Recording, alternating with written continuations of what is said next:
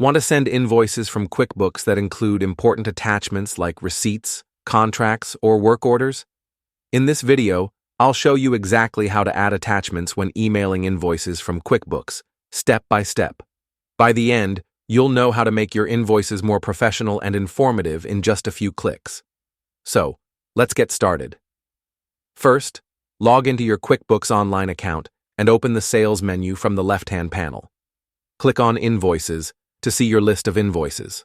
Now, either create a new invoice by selecting New Invoice or open an existing one that you'd like to email with attachments.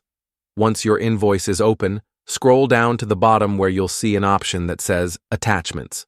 Click on Browse or drag and drop your files right there.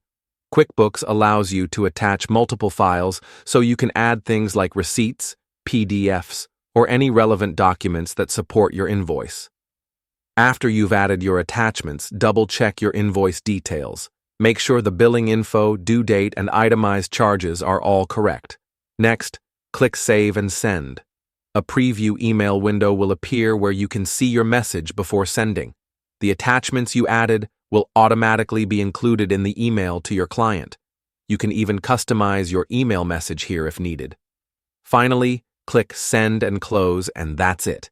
Your client will now receive the invoice with all your attachments securely included. Here's a quick tip. If you often attach the same types of documents, create a template or keep them ready in a folder so you can add them faster.